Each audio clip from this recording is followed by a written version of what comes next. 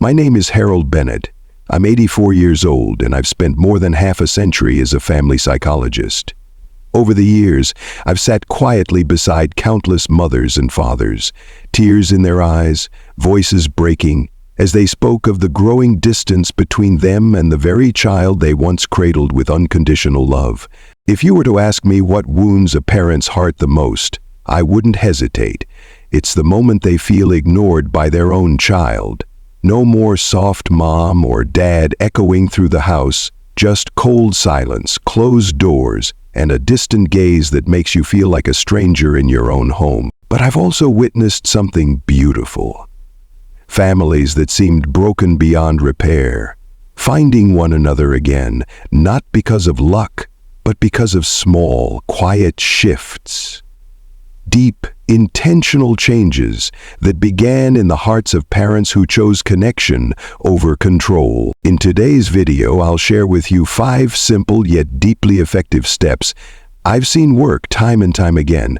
These aren't tricks, they aren't theories, they're real, practical, spoken word by word, lived moment by moment, and they have the power to bring your child closer to you again, with honesty, respect, and warmth. If you're ready, let's begin. Children stop listening, their eyes avoid yours. Their responses grow short, distant, almost mechanical. I've sat beside hundreds of parents in those very moments. Eyes glistening, voices trembling, hearts breaking not from anger but from sorrow. And I've also sat beside their children, wounded, defensive, often furious on the outside, yet deep inside, yearning to be seen, to be understood, to still matter. If you find yourself in that space, lost in the quiet disconnect between you and the child you love, let me share with you what I've learned. Not from textbooks, not from theory, but from real lives, real families, many of whom believed they were beyond repair, only to discover there was still a path home. It's not too late, you haven't failed, and the connection you long for may be closer than you think if you know how to reach for it, one gentle step at a time. 1. Stay calm for yourself and for your child. When your child begins to ignore you, it can feel like a slap to the heart. The first emotion that rises is often hurt, a deep, quiet kind of pain that whispers, "I don't matter anymore." Then comes frustration and eventually anger, a fire that burns hot and fast, urging you to raise your voice, to demand respect, to take back control. But in those moments, I want to invite you to pause. Not because your feelings are wrong, they are entirely human, but because there is another way, a quieter way, a stronger way. You see, over the years I've watched many parents try to bridge that growing gap with volume. I've seen mothers cry out in desperation, voices trembling, hearts breaking as they begged for connection. I've seen fathers shout commands, slam doors, insist on authority. And I've watched their children, already confused, already hurting, retreat further into silence.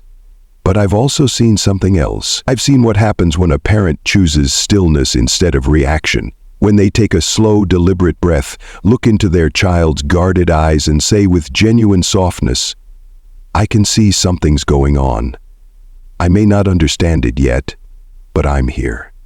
And I care." That kind of calm is not passive, it's deeply active. It takes courage to stay steady when everything inside you wants to erupt. It takes maturity to not meet coldness with coldness. And most of all, it takes love. The kind of love that's not dependent on whether your child is behaving well, but rooted in the unshakable truth that they are still yours, even in their distance. Remaining calm isn't about pretending everything is fine. It's about modeling what strength looks like when it's anchored in love, not fear. Your child may not acknowledge it in the moment. They may roll their eyes, walk away, or shut the door. But make no mistake, they feel your energy, and that energy, that unspoken stability, is often the first thing that tells them, maybe I'm not alone in this after all. Calmness opens doors that anger cannot. It creates space, not just for you to think more clearly, but for your child to feel something different. Safety, groundedness, a presence that doesn't demand but invites, and in that presence, healing can begin. Quietly, subtly, and over time. So we begin here with calm, not as a technique but as a foundation, because from this place of groundedness, you will be able to build everything else: empathy, boundaries, trust, and eventually connection. And in the next part, we'll talk about exactly that, how to understand what's really behind your child's behavior and why empathy is not giving in, but reaching deeper. 2. Without giving in. One of the most common mistakes I see parents make, not out of malice, but out of sheer exhaustion and heartbreak, is assuming that their child's disrespect is a sign of bad character, that the rolling of the eyes, the slamming of doors, the silence at the dinner table means something is broken beyond repair. But I want to offer you another possibility, one I've witnessed again and again over the decades. What looks like defiance is often pain, what feels like rejection is often confusion, and what appears as disrespect may simply be a soul that's lost its way. I remember a boy named Eli. He was 15, sullen, withdrawn, and hadn't spoken more than a few words to his mother in nearly 3 months. She came to see me in a state of quiet desperation. She told me, "Doctor, I just need to know how to get him to listen again. How do I fix his attitude?" But when I finally sat across from Eli, when the silence between us softened just enough for words to emerge, what he said wasn't angry. It wasn't even rebellious. It was soft, almost a whisper. He said, "I wish she knew how scared I am every night when they fight, but she never asks." And that, my friend, is the lesson. Beneath most difficult behavior is an unspoken story, a hidden fear, a wound, a longing that hasn't found a voice yet. Children, especially teenagers, don't always know how to express their inner world in clean sentences and polite requests, so they act out, or shut down, or push you away, hoping in some quiet, confused part of themselves that you might see through the noise and ask the question that really matters. So the next time your child seems cold or dismissive, I urge you, pause before you correct, take a breath before you command, and instead try something like, "I've noticed you've been quiet lately. Are you carrying something heavy that I haven't seen?" Or simply, "Is there something I've missed that's important to you?" Now, I'm not suggesting you excuse disrespect. Boundaries, which we'll talk about in the next part, are essential. But empathy is not weakness, it's a bridge. It's the gentle light that helps your child find their way through the fog. And when you lead with understanding, when your child feels seen rather than judged, you'll be amazed how quickly their heart softens. Not always with words, not always right away, but slowly, steadily they begin to remember this is a safe place. And that's when you can begin to guide again, not with force, but with presence.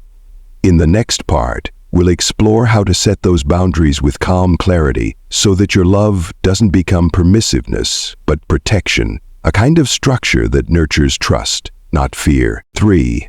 Set boundaries, but with compassion. Children need boundaries. They may roll their eyes at them, test them, even resent them in the moment, but beneath that resistance they crave the safety that only structure can provide.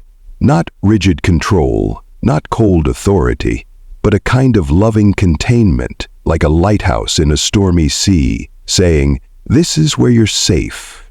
This is where love doesn't get lost." Over the years, I've often told parents a boundary isn't a punishment. It's a form of protection, not just for the child, but for the relationship. But the key is how we draw those lines. A boundary delivered with anger becomes a wall, but a boundary spoken with calm conviction, paired with a soft voice and steady presence, becomes an anchor. I remember one mother, weary and worn, who asked me, "How can I set limits without pushing my daughter further away?" I told her, "Speak the truth, but don't shut the door." She later sat her teenage daughter down and said, "I don't agree with how you've been speaking to me. It hurts, and it's not okay, but I'm not going anywhere. When you're ready to talk, I'll be here, and we'll find our way back." That simple statement, honest yet open, changed everything. Because when discipline is delivered with love, it doesn't crush the spirit. It steadies it. Being firm is not the opposite of being kind. In fact, real strength, the kind that lasts, is always laced with gentleness. And when your child feels both your standards and your love, they begin to understand that your no is not rejection, it's redirection. It's your way of saying, I care too much to let you drift away. So set the limits, speak clearly. Let your child know what behavior is unacceptable and what the consequences will be if it continues. But always, always let those boundaries be wrapped in warmth. Let them know, even if I don't approve of your actions, my love for you doesn't disappear. I am still here. I am still listening. This balance, strength with softness, limits with love, is one of the greatest gifts you can offer a growing soul. And once those boundaries are in place, something beautiful becomes possible. Your example begins to speak louder than your words. In the next part, we'll talk about just that. How to embody the respect you wish to receive, and why your actions, more than anything else, become your child's greatest teacher. 4. Be the example, not just in words, but in the way you live. I once sat with a father, tired, frustrated, and clearly at the end of his rope.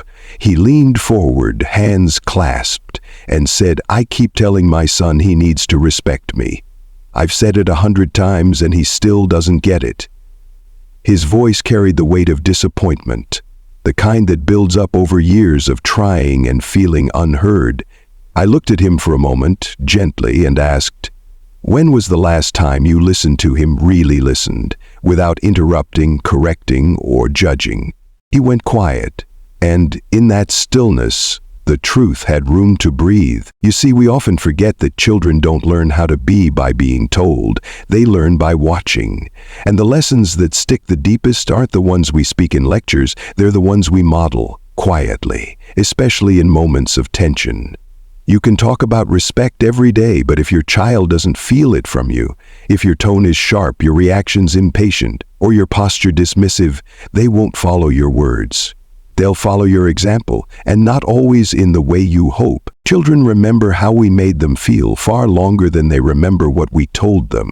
They may not recall the details of your advice, but they will remember the softness in your voice when they were hurting. They will remember whether you stayed calm when they were angry. They will remember whether you made space for their feelings, even when those feelings were messy or inconvenient. These are the moments that shape how safe they feel, not just with you, but with themselves. So if you want your child to listen, begin by listening to them, not only when they speak, but when they're silent. If you want them to speak respectfully, show them what it means to hold space for another person without raising your voice or closing your heart. If you want them to come to you with their pain, demonstrate that your presence is not conditional on their behavior, that love in your home is not something they have to earn. Now let me be clear, none of us gets this right all the time. Being a consistent example doesn't mean being perfect. It means being honest. It means apologizing when you fall short.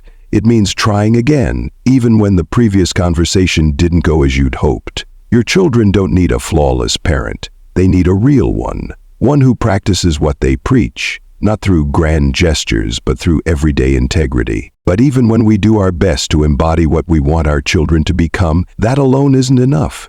Respect doesn't grow only in correction, it flourishes in connection. And that's what we'll turn to next, how to nurture the relationship itself, not just by addressing what's wrong, but by strengthening what's right. Because when your child feels close to you, seen, valued, enjoyed, they're far more likely to open up, cooperate, and grow alongside you. Let's talk about how to create those moments. 5. Build connection outside of conflict. One of the quiet tragedies I've seen in many families is this. The only time a child truly hears from a parent is when something is wrong, when the grade slips, when the door slams, when the tone crosses a line. And so, slowly, almost unconsciously, the child begins to associate the very idea of mom or dad with correction, with tension, with conflict. The parent becomes less of a safe place and more of a looming figure. someone to be avoided when things feel hard, rather than someone to run to. That's why it's essential, absolutely essential, to create moments of connection when nothing is wrong, when the air is calm, when no lesson needs teaching and no behavior needs fixing. These are the moments where love is reinforced without words, where presence becomes the message. Take time to simply be with your child. You don't need an elaborate plan. Sometimes the most powerful connection comes in the quietest of ways. Cooking a simple meal together, taking a walk without devices, or sitting side by side saying nothing at all. Don't underestimate the healing that happens when your child feels wanted, not just managed. When they sense that you enjoy being around them, not because you're watching over them, but because you genuinely like who they are, even when they're not at their best. These gentle, ordinary moments are not wasted. They're seeds. Seeds of trust, seeds of warmth, seeds of safety. And just like in any garden, those seeds won't sprout overnight. But when the storm comes, when your child is hurting, confused, or lost, it is these quiet memories of connection that they will reach for. It is these feelings that will remind them, I can come home.